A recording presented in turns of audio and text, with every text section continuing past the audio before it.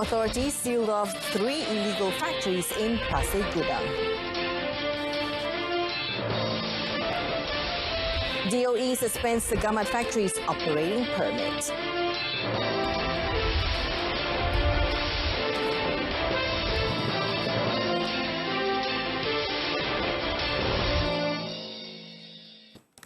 Good evening, welcome to News on 2. I'm Jessica Lee.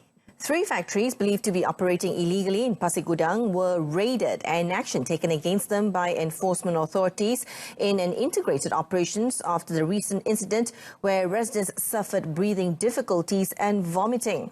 Director of the Johor Department of Environment or DOE, Wan Abdulatif Wan Jaafar, said following the integrated operations by various agencies yesterday, the department stopped the operations of these factories and confiscated equipment in one factory, while the Pasir Gudang Municipal Council MPPG sealed off the 3 factories. Wan Abdulatif said one of the factories is believed to be recycling used items such as plastic and oil, while another deals with metals and a third was separating solid waste. As of 5 p.m. yesterday, the integrated operations, which included various government agencies like the DOE and the MPPG, inspected 248 factories. Also in the raiding party were Minister of Energy, Science, Technology, Environment and Climate Change, Yeo Bee Yin, and Chairman of the State Local Government, Urban Wellbeing and Environment Committee, Tan Chen Chun. Wan Abdulatif said 125 compounds were issued for disposal of scheduled waste, 10 for industrial effluents and 1 for sewage plant. He added that although the initial target of inspecting 250 factories was almost achieved, the department will continue with more inspections. According to a posting on the DOE account on Facebook yesterday, the focus of the operations on Thursday was on illegal factories. Besides the stop work order, other action taken against these factories included Tenaga Nasional Berhad cutting off electricity supply. The operating permit of a factory carrying out metal and electronic waste or e-waste recycling activities in the industrial area 2 near Segamat was suspended immediately yesterday after it was found to have caused air pollutions. Johor Local Government Urban and Wellbeing Environment Committee Chairman Tan Chen Chun said that the action was taken against the premises after an integrated operation on Wednesday. Tan said the action was taken following complaints of air pollution recently, which was believed to have affected the well-being of residents in Kampung Baru Kuang Sai, Tenang and Labis. An investigation by the Segamat Municipal Council MPS found the premises had a trading permit which was approved by the MPS and there were no floutings of the stipulated conditions. In addition, the premises had also been licensed by the Department of Environment or DOE of Johor for full recovery of e-waste. Tan, however, said investigation found that the factory had flouted the Environment Quality Act 1974 through an increase in the system to process metal without the permission of DOE and without proper control. As such, Tan said DOE has taken the action to stop the operations of the factory and suspended its operating permit. A total of 925.1 million ringgit in 1MDB-linked funds have been recovered thus far. In a statement issued today, Finance Minister Lim Guan Eng stressed that the recovered amount did not include proceeds from the 527.4 million ringgit sale of the super yacht Equanimity to local conglomerate Genting Malaysia Berhad earlier this year.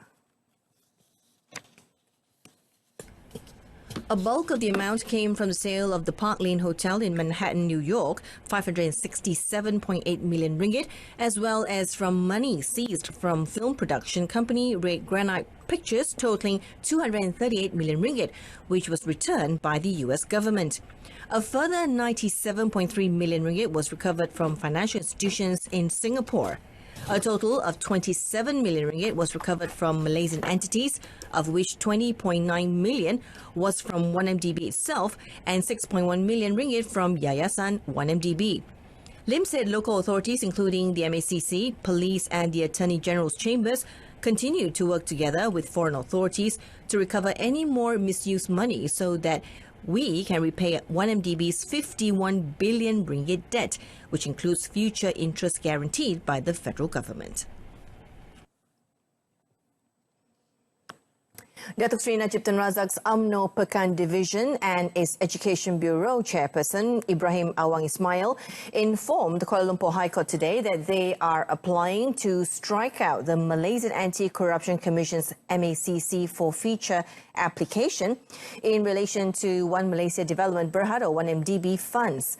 Their lawyers indicated their intention to Justice Muhammad Nazlan Muhammad Ghazali when the case was called up today. UMNO Pekan, which is represented by Datuk M. Reza Hassan, said his client will apply to strike out the forfeiture on the grounds of procedural compliance.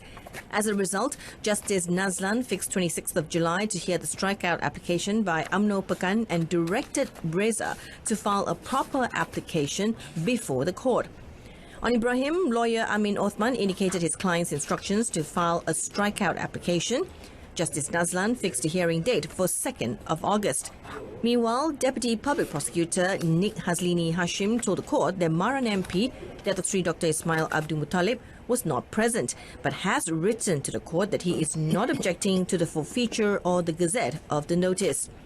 Hence, Justice Nazlan fixed 13 September to gazette the notice and for mention. The judge said if there is no challenge, the amount will be forfeited. Ning Hazlini also told the court that Yayasan Raha has offered to settle the matter amicably. Justice Nazlan subsequently fixed 26th of July for mention of the case.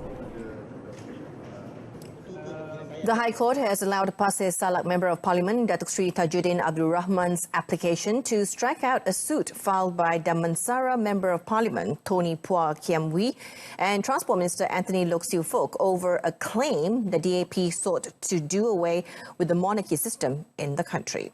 Judicial Commissioner Datuk Sri Latifah Muhammad Taha allowed the strikeout application without costs. Farhan Haziq, who represents Loke and Phua, told reporters that the reason was because its team did not plead that the defendant had caused publication, one of 3 elements needed to prove in defamation. The 3 elements are that the statement must be defamatory, the statement must be referred to the plaintiff, and there must be publication. Lawyer Datuk Hasnal Reza American was present on behalf of Datuk Sri Tajuddin. Datuk Sri Tajuddin filed the application on 8th of May on grounds that the words he uttered at the gathering did not refer to the plaintiff's post or profession. Phua, who is Political Secretary to Finance Minister Lim Guan Eng, and Loke, who is Seremban Member of Parliament, filed a suit against Datuk Sri Tajuddin on 20th of March over a speech he made at Kampung Jawa on the eve of Sungai Kandi's by-election on 3rd of August last year. They claim Datuk Sri Tajuddin in his speech said that they were Christians and together with their colleagues in DAP were working to spread the religion and also abolish the monarchy system. In their statement of claim, Phua and Loke also claimed that Datuk Sri Tajuddin's statement gave the impression that they were using their position to advance their personal political agenda. A National Anti-Drug Agency or AADK enforcement personnel in Malacca has been placed on remand for 3 days from today for allegedly soliciting and accepting a bribe. The remand order against the 31-year-old suspect was issued by Magistrate Lee Kim Kiat following an application by the Malaysian Anti-Corruption Commission or MACC. It is learnt that the enforcement personnel had solicited and accepted a bribe of 3,500 ringgit to close a file of a suspect in a drug-related case. The officer, who is with the Jasin District AADK, was arrested by the MACC yesterday. State MACC Director Awang Kok Ahmad Taufik Putra Awang Ismail had confirmed the arrest of the AADK personnel.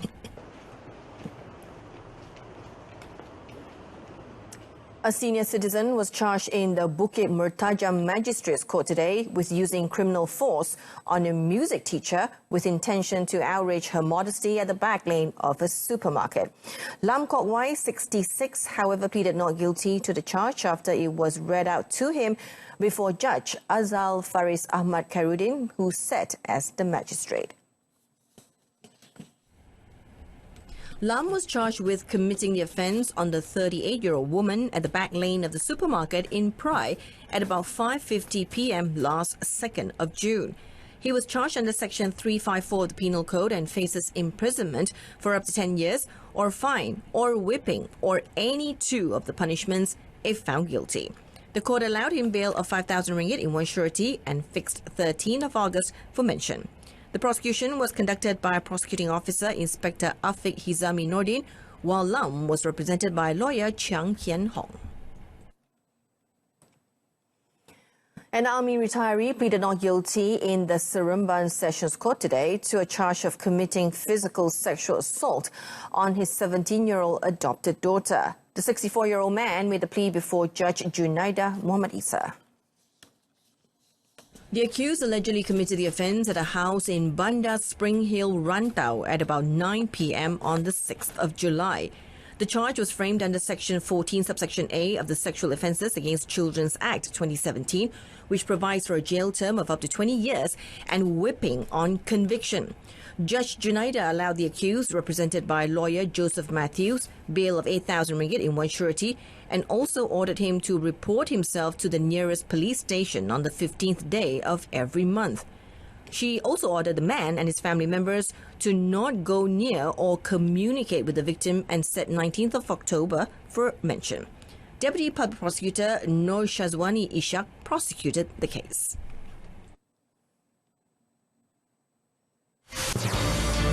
Coming up, Orang Asli attendance in schools reaches 90%.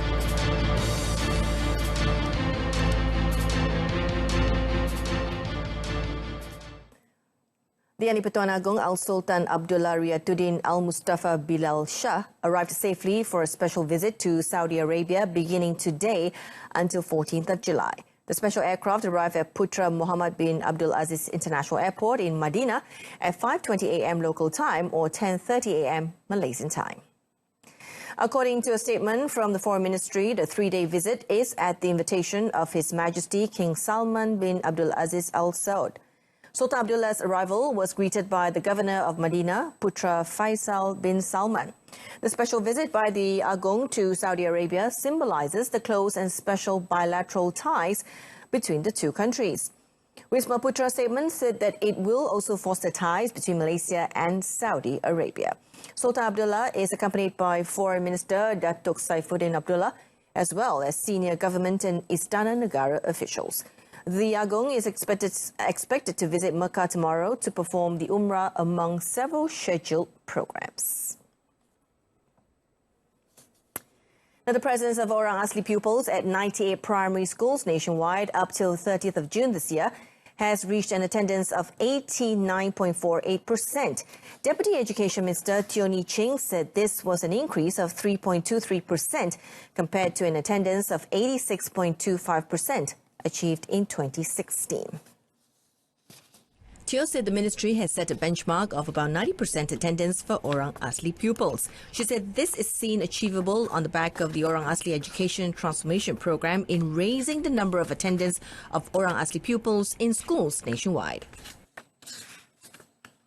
Salah satu program yang kita telah lancarkan pada awal tahun adalah program Jakna, di mana kita menggalakkan, kita tak wajibkan, tetapi kita menggalakkan guru-guru untuk buat lawatan ke rumah budak-budak kita supaya kita boleh memahami isu kenapa budak tak datang ke sekolah dan supaya ibu bapa juga faham kepentingan pendidikan kepada anak-anak kita. She added that the percentage of Orang Asli pupils enrolling into Form 1 has reached 75.17% this year compared to 73.14% in 2017, an increase of 3.23%. Teo said this after a working visit to Sekolah Kebangsaan Bukit Bangkong A, Sungai Pelik, Sepang.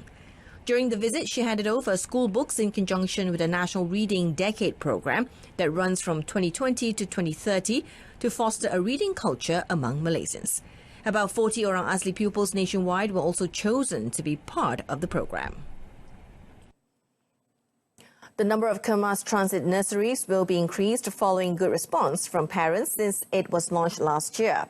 According to Rural Development Deputy Minister R. Sivarasa, there are currently 77 Kemas Transit nurseries nationwide and plans are being drafted to set up another 50.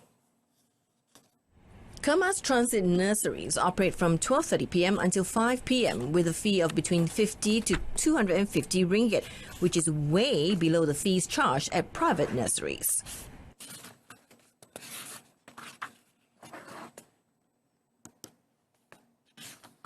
So memang ibu bapa kena bayar lebih sedikit untuk program itu, tapi kita nampak sambutan memang cukup bagus dan sekarang kita akan usahakan penambahan dalam jumlah kemas dan seat.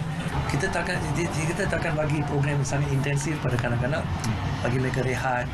Memang makan tengah hari akan disediakan, rehat dan buat aktiviti yang sesuai. Sivarasa said the transit nurseries would help reduce the burden on working parents who no longer have to rush to send their children before and after working hours. The Deputy Minister was speaking to reporters after the launching ceremony of the Kelantan Hari Potensi Kemas 2019, which was attended by Kemas Development Deputy Director General Abdul Kahar Abdullah and Kelantan Kemas Director Anwar Mat Zain in Kota Baru, Kelantan today.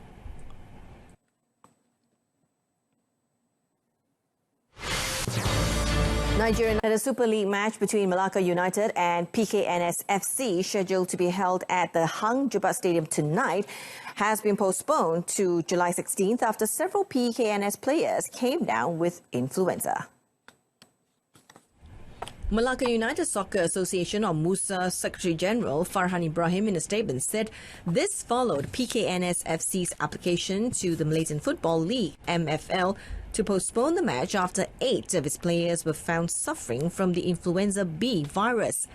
Farhan said Musa will always respect and cooperate with any decision to defer matches set by the MSL. Musa also expressed concern about the situation faced by PKNSFC and wished all those affected by the virus a speedy recovery. And that's it for this evening's News on 2. In our top story, authorities sealed off 3 illegal factories in Pasir Gudang. Join us again at 12:30 tomorrow afternoon. I'm Jessica Lee. Stay tuned to TV2 and have a pleasant Friday evening.